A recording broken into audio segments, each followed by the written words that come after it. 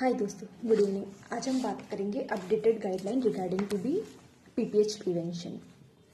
PPH को हम लोग प्रिवेंट कैसे कर सकते हैं, कौन कौन से मेजर काम में ले सकते हैं, कब कब ले सकते हैं, इसको हम 3 पार्ट में डिवाइड करेंगे। 3 पार्ट के अंदर सबसे पहले कौन सा आएगा, हम ड्यूरिंग एएनसी क्या क्या चीजें ऐसे कर सकते हैं कि जिससे हम लोग पीपीएच को प्रिवेंट कर सकते हैं। इंट्रा पार्टम हम लोग क्या कर सकते हैं और पोस्ट पार्टम हम लोग क्या क्या कर सकते हैं, उसके बारे में पढ़ेंगे। सबसे पहले हम बात करते हैं कि ड्यूरिंग एएनसी तो WHO ने ये बोला कि अगर तुम्हें पीपीएच को प्रिवेंट करना है तो सबसे पहले ये है कि तुम कंप्लीट प्रेगनेंसी में तुम लोग टोटल कितनी मिनिमम तुम्हारी 4 सीबीसी रिपोर्ट होनी चाहिए, 4 टाइम सीबीसी रिपोर्ट होनी चाहिए। कितनी टाइम? 4 टाइम सीबीसी रिपोर्ट होनी चाहिए।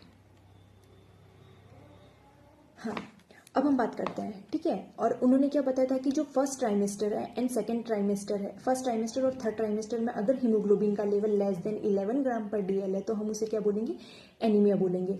और अगर सेकंड ट्राइमेस्टर में आपका हीमोग्लोबिन का लेवल लेस देन 10.5 ग्राम पर डीएल है तो उसे भी हम लोग क्या बोलेंगे, एनीमिया बोलेंगे। अब एनीमिया को प्रिवेंट करने के लिए हम लोग क्या करते हैं, प्रेगनेंसी में during ANC period 4th month से स्टार्ट कर दी जाती है आयरन फॉलिक एसिड की टैबलेट। आयरन फॉलिक एसिड में एलिमेंट आयरन कितना होता है और फॉलिक एसिड कितना होता है, उसकी डोज के बारे में बात करते हैं। अगर आपको प्रिवेंट करना है तो उसमें हम आयरन फॉलिक एसिड की डोज क्या देंगे, हम लोग 60 mg आयरन एलिमेंट देंगे एंड 400 माइक्रोग्राम क्या देंगे, हम लोग फॉलिक एसिड देंगे। वहीं पे अगर किसी को ऑलरेडी है क्या, एनीमिया ऑलरेडी है किसी का, अगर haemoglobin level first and third trimester में लेस देन 11 ग्राम पर डीएल से कम है और या फिर सेकेंड ट्राइमेस्टर में लेस देन 10.5 ग्राम पर डीएल से कम है तो हम उसे क्या बोलेंगे, एनीमिया बोलेंगे। तब आपको एनीमिया को ट्रीट करना है, उस टाइम हम आयरन फॉलिक एसिड की डोज क्या देंगे, हम उसमें आयरन देंगे, कितना देंगे, 120 mg एलिमेंट आयरन देंगे और फॉलिक एसिड हम लोग वही देंगे, कितना, 400 माइक्रोग्राम फॉलिक एसिड देंगे। ये कैसे होगा, तो ये प्रिवेंशन किया जाता है ड्यूरिंग एएनसी पीरियड में। किसको प्रिवेंट करना है, अगर आप पीपीएच को प्रिवेंट करना चाहते हो तो हम ड्यूरिंग एएनसी पीरियड क्या क्या चीजें कर सकते हैं उसके बारे में पढ़े थे। अब हम बात करते हैं इंट्रापार्टम। इंट्रापार्टम किसे बोलेंगे, जब डिलीवरी स्टार्ट होने वाली होती है या ड्यूरिंग डिलीवरी जो पीरियड होता है उसे हम लोग क्या बोलेंगे, इंट्रापार्टम बोलेंगे। उसमें हम पीपीएच को कैसे प्रिवेंट कर सकते हैं, तो उसके लिए 3 चीजें फॉलो की जाती है। 3 चीज फॉलो में ये किया जाता है कि सबसे पहले तुम लोग रूटीनली एपिजोटोमी नहीं करेंगे। रूटीनली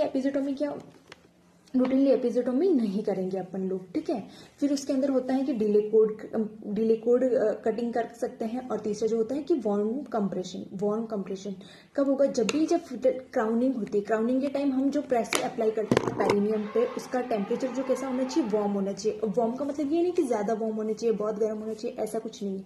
जैसा नॉर्मल बॉडी टेम्परेचर होता है उसके अकॉर्डिंग वो क्या होना चाहिए, वार्म कंप्रेशन अप्लाई किया जाना चाहिए। इसके अलावा हम लोग क्या कर सकते हैं, एपिजोटोमी हमें रूटीनली नहीं करना होता है। ऐसा नहीं करना चाहिए हमें कि जितनी बार डिलीवरी हो रही है उतनी बार, चाहे प्राइमरी हो चाहे मल्टी हो, हम लोग उसमें रूटीनली एपिजोटोमी करते रहे। ये सही तरीका नहीं है। एपिजोटोमी तुम्हें तभी करनी है जब तुम क्या कर रहे हो, प्राइमरी पेशेंट हो, प्राइमरी पैरा हो तुम्हारे पास में। प्राइमरी ग्रेविडा पैरा के अलावा तुम्हारे पास में ये हो सकता है कि किसी को अपन इंडक्शन करवा रहे हैं लेबर का और उसमें हम लोग क्या करें, इंस्ट्रूमेंट यूज में ले रहे हैं, तब हम क्या कर सकते हैं, एपिजोटोमी परफॉर्म कर सकते हैं।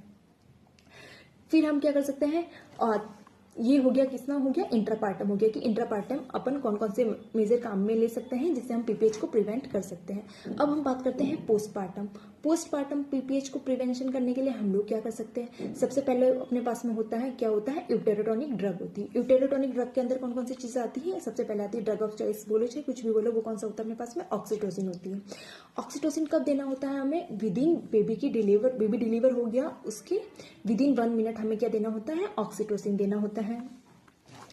और अगर ट्विंस प्रेगनेंसी है तो उसमें हम ऑक्सीटोसिन कब देंगे, ट्विंस प्रेगनेंसी में हम ऑक्सीटोसिन तब देंगे जब सेकेंड बेबी डिलीवर हो गया, उसके बाद में प्लेसेंटा भी डिलीवर हो गया, तब हम उसे क्या देंगे, ऑक्सीटोसिन देंगे। अब ऑक्सीटोसिन की कुछ खास बात होती है। ऑक्सीटोसिन जो है वो क्या करता है, एक कोल्ड चेन मेंटेन करके रखना पड़ता है इसको, इसीलिए इसका स्टोरेज कहाँ पे होता है, 2 to 8 डिग्री सेंटीग्रेड पे होता है। अगर कभी ऐसा हो कि हम लोग कोल्ड चेन मेंटेन नहीं कर पाए ऑक्सीटोसिन की कोल्ड चेन, तब उस टाइम अपन एज ए यूटेरोटोनिक कार्बेटोसिन काम में ले सकते हैं। अब कार्बेटोसिन की डोज कैसे आती है, वो जाती है 100 mg जाती है। IM रूट से दे सकते हैं अपन और IV रूट से दे सकते हैं। इसके अलावा हम लोग IV फ्लूइड्स को देंगे ही देंगे, ठीक है। तो क्या हो गया, यूटेरोटोनिक हो गया, कार्बेटोसिन हो गया। इसके अलावा मिजोप्रोस्ट भी दे सकते हैं। मिजोप्रोस्ट हम कितना दे सकते हैं, 400 से 600 mg तक दे सकते हैं। क्या दे सकते हैं, मिजोप्रोस्ट दे सकते हैं, ठीक है। हाँ कितना दे सकते हैं, 400 to 600 माइक्रोग्राम तक हम लोग इसमें मिसोप्रोस्ट दे सकते हैं।